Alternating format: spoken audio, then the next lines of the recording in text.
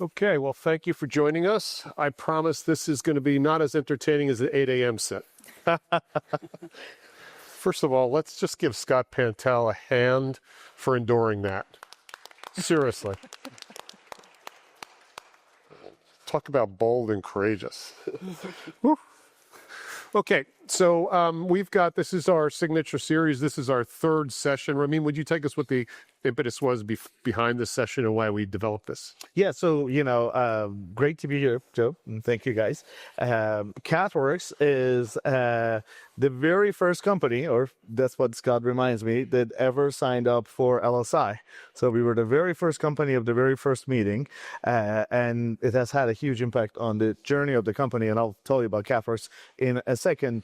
But as we've grown, each year we try to find the right theme that we bring up. And one of the things that this year became very clear, given the dynamics that we've had for investments and where we are with the CathWorks deal, was that there's some questions that don't have a binary answer, yes or no. So the new era was created to address a series of those questions. We started with build to buy, is the build to buy, as you have helped lead and moderate all three of these. Then we were in Asia, and then we asked the questions about, all the unknowns of Asia to investors, to strategics, and to a startup world. And I think you're now here in Europe, where I think one of the themes that we've seen is that there are different investment strategies. There's no right or wrong answers, but understanding what each investor wants to do, which I'm very excited about the group that we have here, represents. And then maybe there's a right answer for each company and investor, but not one right answer for everyone. In that regard, just to bring everybody up to speed, CathWorks is an Israeli funded company back in 2013. We are now in a global commercial stage. Companies run out of Southern California, and we are in a publicly disclosed strategic partnership with Medtronic for the past 3 years, and we'll see where it goes. Hopefully soon. I think we know where it's going. So if my panel would briefly just introduce yourself, who you're associated with, and just a little background on yourself. Thanks. Mano, Iyer. I am with Sofinnova Partners. Sofinnova is a 50-year-old European venture capital firm with a multi-platform strategy, about 4 billion euros under management, a bit more now, perhaps. We invest primarily in life science and sustainability across 7 different strategies. And we invest from very early company creation through growth. I spend most of my time on the very early side in our incubator called MD Start, where the model is that we invest, with innovators in new ideas. We build companies. We invest our own capital at the seed stage, and we are the initial CEO. So I'm currently also CEO of one of our companies. I'm Liliane. I'm with Oxford Science Enterprises. I'll call it OSC from now on. We're kind of the young kid compared to Sofinnova. We've been around for about 10 years now, but with the health tech investment arm, which I invest in, I'd say maturing the last 4 years. We are a private independent investment firm. Our capital is structured in a long-term patient manner, which is quite interesting. We'll come to that later on. We have over $1 billion under management. We're based out of Oxford, just an hour away from here. Well, depending on how the trains are doing, but an hour away from here. And what we do really is, or our mandate is unique because we invest and build on the back of Oxford University IP and expertise. The way we do that is either if there are clinicians or academics with ideas that come to us, or I would say 80% of our time now, and it's a strategy that I'm really keen to kind of open up more. We've been kind of actively building on the back of convictions in various market areas and really seeking out the right teams to pull together what is unique, either clinical IP or academic IP that we could find in the ecosystem. We're very new at doing this. We are trying to kind of borrow from the knowledge and experience of giants like Sofinnova and others on the West Coast as well. So hence, I think part of that came into play when Ramin and I were discussing how we're thinking about it. And yeah, I'm keen to talk about it a bit more today. Awesome. Matt's McGrath. I am leading Faction Imaging. We're building a robotic platform not for the operating theatre, but for the exam room. We spent a number of years, almost 7, doing broad research to look at what could be a next big high volume consequential business to build. So our area is imaging and it's ultrasound. So we're building a platform. My background is industrial design. I designed a laryngoscope when I was 22 and built a company over 15 years. I've got an ex-colleague here. It was a journey. We sold it to Medtronic in 2015. Always thinking about the new era and what's next. So glad to be here. So I thought it would be interesting to start. Where do ideas come from? So I often see, and Liliane and the team had a discussion on our prep call about well, I won't put the ownership on you, but we seem to be in a rinse and repeat technology cycle where venture is looking for us to solve similar problems that are out there. Are we really asking the right question before we're coming up with the initial answer? And Matt, you had a very interesting stage. Is your power is that you have no encumbrances when you're not necessarily trading an IP from a previous play. And OC comes from, you use it as a supermarket of ideas and technologies. I think I got that right, which is really interesting. And of course, Sofinnova in the open market sources ideas in different ways than that. So Matt, I'll start with you first. Your thought, you're solving a huge problem, a huge TAM in a product platform that doesn't sit out there right now. Take us through what was the impetus for that. It was a luxury for you. You had a sizable exit, so you can potentially have a little more patience than others. Yeah, my first instrument was a gateway procedure, intubation, which starts surgeries, and it's now started 60 million, I would estimate, surgeries. I wanted to take a step further back and look at a gateway procedure that would start even more and reach even more patients. So diagnostics, without a diagnosis, there's no treatment. So we looked at venipuncture, cannulations, and general imaging, and spent 4 years studying that around the world, and then it distilled it down. But yeah, it was definitely an outsider. Definitely, we had no specific technology that we started with. It was just understanding a demand and then distilling it down into how can we act and what do we need to build to make a difference in that specific area. And the innovation is starting, Liliane, I'm going to ask you, the innovation, so you've got technology inside OC, and now you're looking for where that technology, though, can create innovation. Maybe just to reframe a bit. So OSC is based in Oxford. We're separate to the university, but our ecosystem is very much both the University of Oxford and the academic hospitals of Oxford. And as such, there is both innovation that obviously comes from that. I mean, the hospitals themselves are tertiary sites of care, over 800 beds. They see over 1.5 million patients. That is a lot of patient content. That is a lot of clinicians that are kind of both providing solution and care, but also seeing where the pinch points are and what things they can solve. And if they have the time to come off of their lists, they usually have a lot of ideas. So there's one source of innovation. The university itself, I'm going to retract the supermarket word. I think, apologies, I might have planted that. I think it's, think of it as, obviously, the University of Oxford is, unanimous with excellence and academic rigor and years on years of academic research. And as such, there's a lot of technologies that have come to bear. Now, whether that technology means innovation and solving a particular need is an open question we can have. We find ourselves always trapped in the interesting question of, this is a really exciting technology, but is it addressing an actual need, or has it been so overdeveloped that it's probably kind of skirted away from a need? But I guess to answer your question, we see innovation in a lot of shapes. Some of it is a bit of a technology push that we try to work out, where do we put with that, can kind of finesse it and turn it into a commercial direction that's interesting.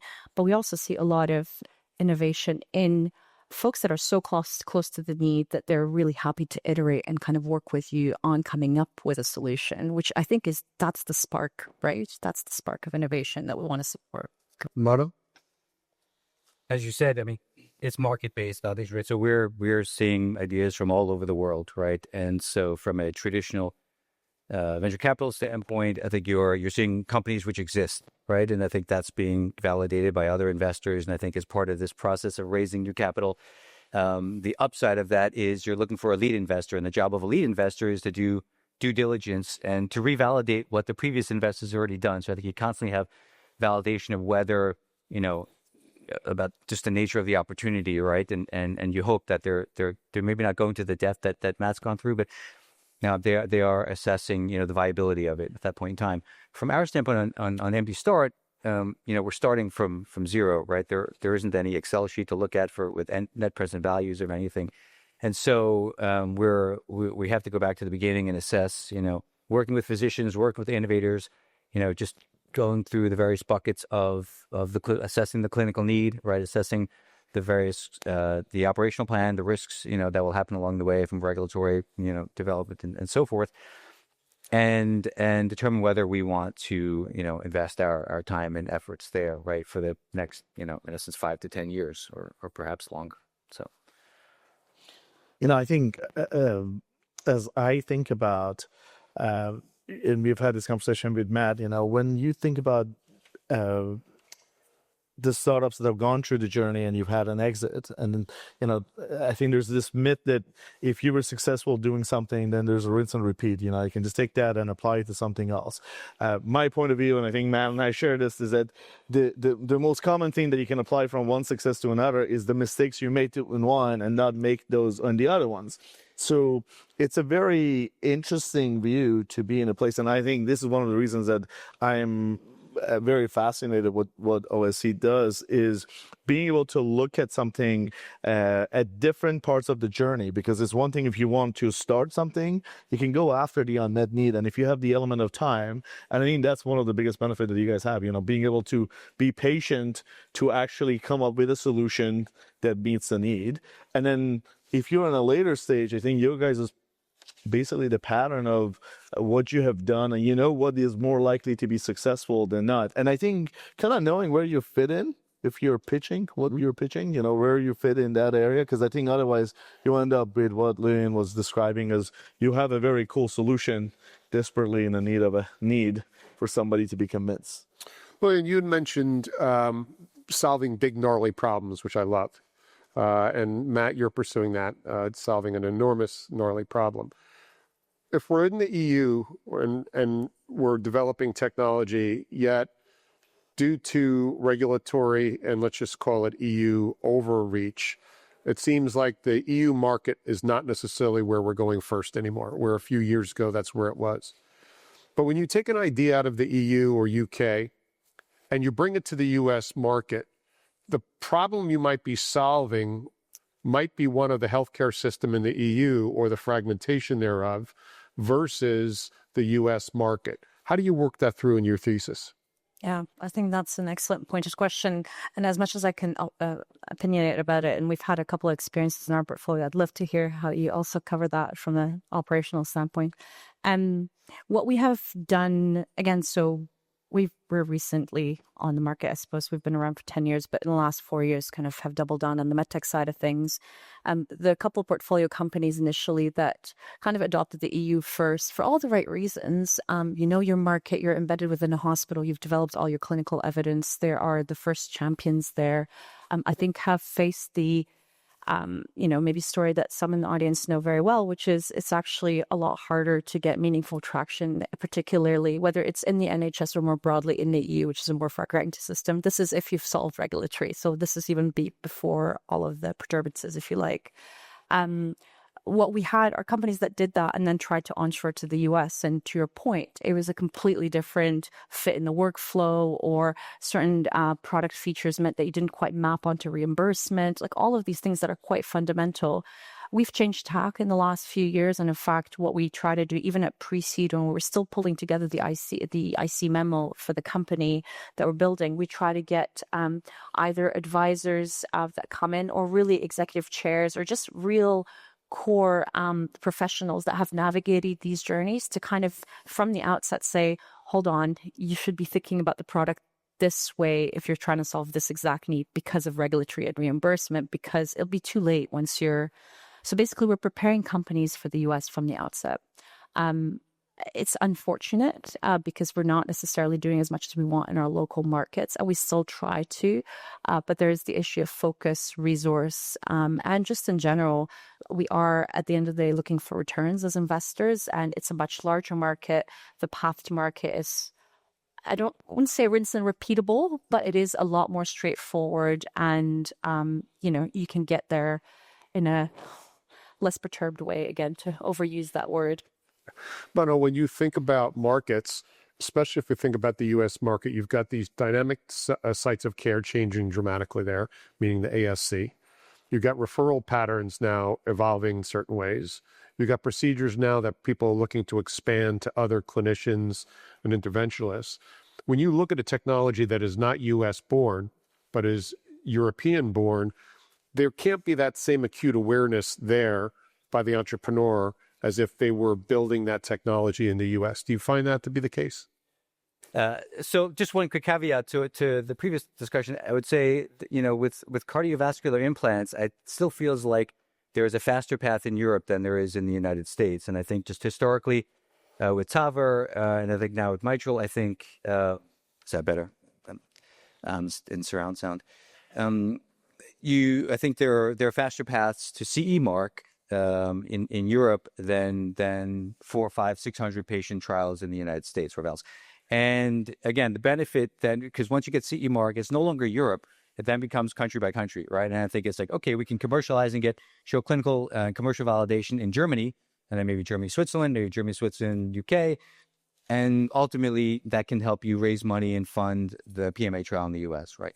But to your question, so, we're all European based, but all have experience, navigating the U.S. markets in our previous lives. And it's fundamental because I think most of the products we see, most of the business plans that we see or we develop and craft ourselves involves doing development work primarily in Europe and leveraging kind of the ecosystem here and non-dilutive funding that we can get access to. And then first in human in some other part of the world, which we all know. And then you have to go to the U.S. It's just a reality. I think the challenges with MDR just highlighted, that why do you even start, given how hard it is to get reimbursement in various countries in Europe? So if you're not going to tackle the reimbursement side, why tackle the MDR side, and why start at all? And so then all capital then gets focused on building a business in the U.S. But the proposition then is challenged because the business model in the U.S. is dynamically different than there is in the rest of the world. And so how does that impact your decision as an investor or investors in general? Because any of those small nuances, we're finding out that there's a less than successful first-time launch in the U.S. on the EU countries. There's usually a reset, I have found very, very often with those organizations. If I can throw just a little more wrench at it, just a real example. We were living this. So we did basically that experience, right? The device was, cleared under NDD, but we never went to market in Europe, went to US. And again, after that, we went to Japan. And we proved the model. It was actually very US-centric. I think that created the excitement around it. And the success of Japan validated that globally this is viable. Now we're at a place where, from a strategic perspective, actually Europe continues to be the second largest region. So as you're trying to turn this into a franchise, you can't do it without having Europe. So now everything that you said is coming to life. It's not it's one continent, 27 different countries with 27 different reimbursements. So, and you're at a stage where you can't go back and ask for non-dilutive funding and then take your time. So how do we solve that? Like, it's an interesting thing that we are like, and I'm very curious to get the European view of it. Do we need to rethink this long term, that there is some quiet parallel path that happens for Europe, that even if you're not commercializing, you are basically feeding into it, because trying to actually do a reimbursement work in some of the countries like Germany takes years. So what do you think about that? Because I would argue that we did the way it's supposed to be done and created value and, the opportunity for exit. But now we're trying to solve this strategic ask. And I don't know if there's an easy answer to it. I'd love to hear from Matt, do you have a thought on that? I mean, you're standing out there with, let's just say, healthy tension, but maybe not the tension a typical entrepreneur would have, just given your time you're spending asking the question before coming up with the solution. Yeah, I think it depends on the device, or the different classifications have different headwinds, I guess. We're US based, but we're of a European sensibility, let's say. Our previous business was across 1/3 Asia, 1/3, and then 1/3 the US. So I think winding back before I think a good approach is, and we've taken it, is we've interviewed in India, Taiwan, Japan, Europe, across Europe and the US, to try and find commonality so that our first product is as common as it can be, and it will take whichever is the easiest route in. And we don't know what that will be, because we're some years away. And I think, as I've heard, it's all changing, the regulatory environment. But if you won't mind sharing, when you looked at this first, from a pursuit of a technology first, or solving a problem, what's the TAM you're looking at right now? You started at a TAM first, didn't you? It started at numbers of procedures. So 1 billion per year was the minimum of interest. So yeah, it's approaching 2 billion procedures a year. So then that's multiplied by how long does it take to do that procedure? What's the capital cost? And it's 500 million hours is the amount of time taken to deliver ultrasound services. I think surgery is about 400 million. Higher cost per minute, of course. I think delivering babies is 200 million hours. So we picked a higher. So therefore, there is a big TAM. When you decide on an investment, what are the drivers, if you can give me the handful, the top 3 drivers, when you look at deciding to spin something out of OC? So it feels like stating the obvious, but obviously, is this a real problem? Is there a real market need for it? And we force ourselves into that kind of question a lot, because again, we see some of the most exciting technologies and some of the most exciting blue sky thinking, and you need to kind of stretch your mind. And although we're happy to support it, because again of our capital structure, it's just like, well, is it solving a real need, and how many others are solving that need? And back to overlay, we usually go US first and think through, right, what would it look like? So is this going to be a completely novel reimbursement mechanism, or are we kind of mapping onto existing reimbursement? Kind of walk back in terms of what it means for whether then the technology that we're seeing, or the proposed technology, actually fits what the market potential is. So I guess market potential and need in general, and then kind of how that fits within and what it means in terms of capital requirements. Maybe if I just go back to one of the earlier questions from Ramin, because it's still sitting with me, how do you kind of choose the EU, US, et cetera?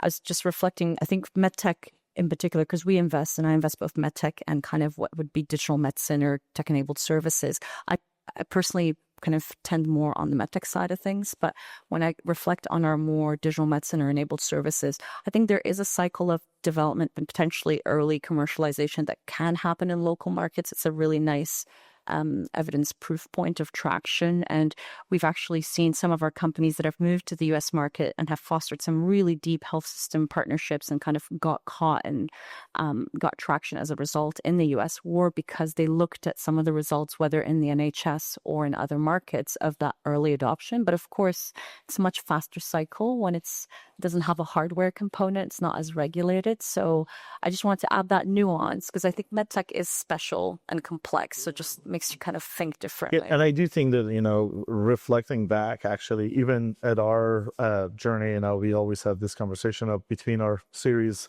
C and D, could we have skipped one of them if we, didn't make all the mistakes that we made altogether.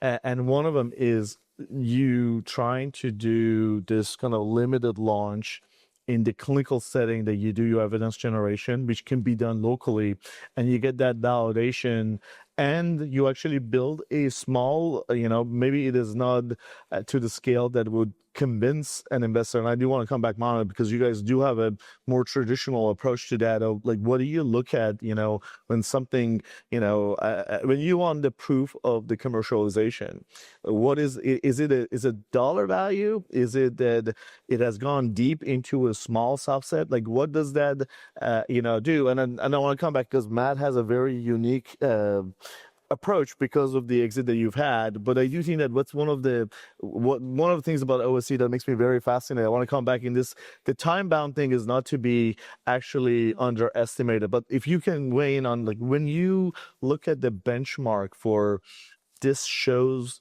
enough commercialization that we are willing to, invest, assuming that all the other things have cleared, would that be enough if you have a local market, a small validation? Do you mean that an existing company with existing commercial traction? Let's say they were out of Oxford, in London, and they chose to go to NHS, and they have a very small but reliable, proof of concept. Yeah, no, listen, I think it's the question of the day. I think the biggest thing that's changed in early stage investing over the past decade is the need for much greater clarity of market access, reimbursement information earlier on, right? Even at the seed stage, we're getting asked that question, right? And so we're trying to get that clarification from ourselves. So to your question, I think to Liliane's point, if you're talking about an AI algorithm, and and how you develop, test, and commercialize that versus what you do with a heart valve, it's completely different, right? Yeah. So everything, medtech is an all-encompassing term. So, I hate to say it depends, but I think generally speaking, if what you said is true and you have this traction, I think any clinical and then commercial traction is fantastic, right? If you can show it, I think the question is, can you take this microcosm you've created in Oxford, does that translate to the U.S. healthcare system? Does it translate to the markets where you're going, right? That would be, but maybe that's a pretty simple question to answer at that point. But you had a question for Matt, and I have. If you weigh in, because there's a talent aspect of it, maybe you weigh in on that as well. So, Matt, you're doing this thing in a very, I must admit, a very patient way. That's just not a skill set I've been gifted with, and I actually worry that you set a precedent for my team of, being that patient. But I think there's an interesting thing because you're doing it because there was a successful experience, and now you're taking your time because you want to go after something really meaningful. Can you kind of walk us through? That requires a very different approach than the typical startup mindset, and you're trying to get it to the next point. And then maybe that is a good place to kind of bring to, because I think the fact that you guys, the way you have your investment doesn't have the standard traditional clock, does give the time element of, hey, maybe something does take a couple of years before you're sure, because it's better to invest upfront and say it's a bad idea and kill it versus be into a Series C, right? Yeah, it's a good question. Thank you. We were moving slowly for the first 4 years. We're moving faster now because. Sorry, how much of that was it because you were tired from the last deal and you were taking your time, or how much was that you were from 1 day a week to 2 days a week? Yes. No, it was a slow build, but frankly, we were trying to build a massive foundation. And so there was some setting out to be done. So that just took time, but it was a luxury. I don't think it's immediately transferable, but I do think spending as much time as you can, assessing, analyzing all the different corners, whether it's purchasing behaviors, workflow shortages, technical things, observing procedures. I think your success is based on the information, I think, and acting on it. So gathering as much as you can was what we did. Given these timelines, and I'll start, Mano, with you on those. So given the timelines we're in right now, the investment environment, I was sitting in the lobby chatting with somebody, and it was the third time in a day and a half I heard about a fund now is also offering to its LPs SPVs off on the side in order for them to invest in, because some of them don't want to invest in a 10-year fund with a 22 arrangement in it. It takes you 13.2 years for a PMA these days. I think that's what the average number is. And so now the LPs are becoming a lot more selective and wanting access to some of these external or special vehicles that they can invest in. So we've got PMAs 13 years, even the IDE de novo pathways are burdensome these days. You've got a different product mix of AI versus heart valve, to use your two examples. Is the classic venture fund durable enough to where medtech's going, or is medtech durable enough to endure the classic 22 fund? So, Mano, I'll start with you. Did you get that question from Kerry Smith this morning? So I'm just asking the question and not giving a judgment. it's not. Yeah, medtech has never been an easy place, right? I joke that it's you have to do charity work, I think, when you're in the early stage side of things here. So it's true. I think there's been inflation across the board, inflation from an economic standpoint and how much it costs to develop these things as well as in time. And I think we all do our best as we look at opportunities, right, to make that as efficient as possible, to identify key opportunities. But the bottom line is that becomes a barrier to entry from a competitive standpoint, because the illness isn't going away. The disease state isn't going away. Patients still need a solution to this problem, right? That is the fundamental bottom line that we're all trying to solve. So regardless of how long a PMA takes, regardless of MDR reimbursement, no one else is doing it. No one else can do it, right? There's no other magic pathway to get you in and solve this problem. So we have to do it, right? There is no other way, right? You have to solve this problem. So I think that's why we're all here, right? We're trying to do good, and right, we're trying to create. At least that's why I'm here. We're trying to do good, and you have to figure out in negotiating with LPs. And frankly, I haven't seen this, right? That we're on the very early side, so there's no other place for our LPs to go, right? If they believe in us, they believe in us, and so far that's worked out well. And I think we announced that we raised 1.5 billion at the end of 2024. So I think that's purely from new LPs and new funds. So I think that was positive and room for optimism, right, for the future of investment in medtech. I'll stop there. But alternative solutions for those that are LPs that aren't ready to commit to that kind of fund, but bring dry powder to the table for special vehicles, special investments. So I'm just curious, Liliane, if you have a thought on that as well. Mano, your thoughts on that? I mean, you're obviously going to be biased, but... No, go ahead. So we're a company structure, so it doesn't quite, we have shareholders, and maybe this is a kind of reflection on your question again, Ramin, in terms of what does that kind of long-term patient capital mean when it's a complex equation like medtech?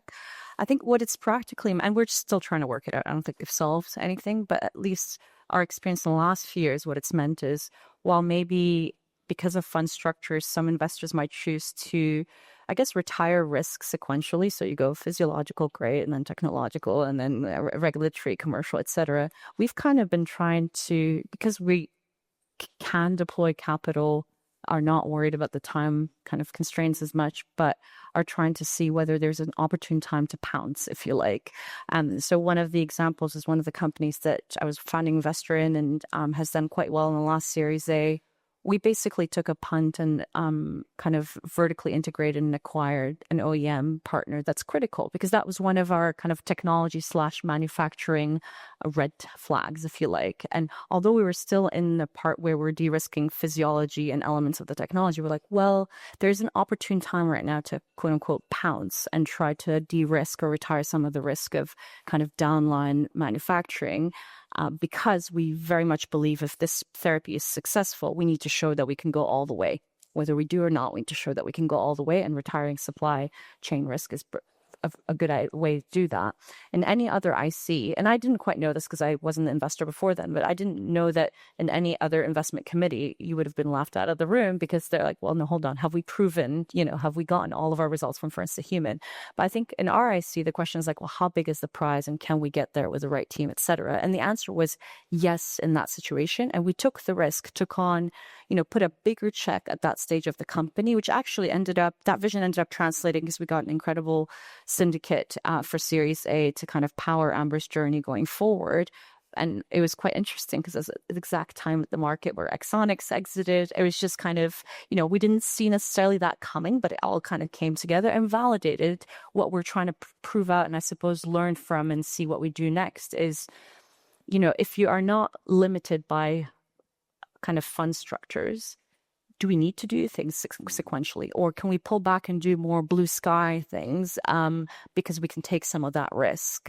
And how do we kind of still make that equation work at the end of the day, because we're still needing to provide returns? So I'm not saying we've solved it. We're very hard at work talking to all kinds of partners to understand what is the place of kind of an institution like ours with big ambitions, patient capital, kind of off the balance sheet investing, but also we have an ecosystem of both clinical and academic substrate that we can leverage. How do we use all of these things together with partners? By the way, we are super keen to syndicate from the first day because we know this is a long journey. So it's kind of an open call to action, I suppose, because keen to see what we can build from that.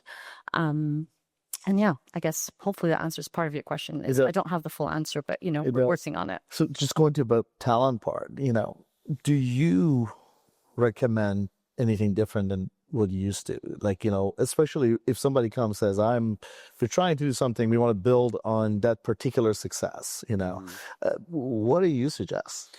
The suggestion I always give first is expect nothing in the startup world, expect nothing on the exit. Go there purely for the experience, purely for the network, purely for the technology. Because statistically speaking, you're going to be disappointed if you think you're going to receive something on the back end, given the environment, given preferences, given everything else. Everybody knows the list where, below a certain level, you're really not going to see anything. So go there for the network, go there for the technology, especially with the acceleration of technology right now. There's going to be a number of people, whether it's clinical, regulatory, design, development, reimbursement, market access, that if you don't move quick enough, you're going to become irrelevant with your skill sets. We're seeing that very, very clearly right now with the acceleration of certain things, not just AI. So I would say CEO, leadership team, technology, count on it for a 3 to 5 year stint. Expect nothing more than your cash compensation every year. That is it. And if you go beyond that, you're going to be disappointed. Let everything else be a pleasant surprise. So I would say that would be my advice to anybody right now. Look for the experience more than anything else. What percentage of people you encounter understand liquidation preferences? I feel like this is probably the least understood and the most important aspect that for all folks in the room, right? Yeah, it's critically important. I mean, that your network informs everything that you're going to do moving forward, especially in that startup world, for sure. Okay, so I know we've only got 1 minute left, so Matt, we'll start with you on the end. What are you going to be watching for if you think about the EU market where we are today? We think about the US market. We think about the investment community. What are you going to keeping your eyes for? Give me 20, 25 seconds. I'm excited about the 2040s and the 2050s. And I think anything that looks like it's a platform that, if successful, will exist then I want to invest in that today. William? I think the last couple of years, but going forward, have been and will continue being difficult for medtech companies. I think European assets or innovators or companies are pretty agile and capital efficient. So I'm really keen to see how the squeeze is going to really kind of sharpen and polish the next generation of companies. And we're really keen to see what that is. And boring, I've been doing this for 30 years. And so it continues. I think there's no shortage of opportunities in quote unquote traditional medtech for me, right? In making catheter-based technologies for various vascular conditions. And of course, there's the new age with robotic technology, incorporating AI as a tool and not necessarily a product. Like all of that is the next generation for us. I think we're just entering a new era. So, there's a lot of learning to take from the last few years. This year and next year, I think we've had some success stories, but they look good in short term. You got to watch them and see, how do some of these IPOs look on day 181 and then 365 days. And I think that will dictate the dynamic of what we will have in 26 and beyond. And I think what we'll see is, and Liliane pointed it out, the capital efficiency of Europe, the technology hotspots, whether it's Israel, whether it's part of France, part of the UK, figuring out how do they transfer that capital efficiency and technology superiority to the US market, then convert that through the regulatory and then commercial pathways, but giving up control in order to be successful. That's where I think the rub's going to lie, is the ownership of the idea, then being told in the U.S. market, your baby's ugly, it needs some adjustment, and then taking that through to a commercial success. That's what I always keep my eyes on, and that's typically the tell on an OUS company coming to the U.S. is sharing part of the baby and knowing that it needs some fixing. So I thank everybody for joining us today, and certainly hoping you're enjoying the sessions during the day. Thank you.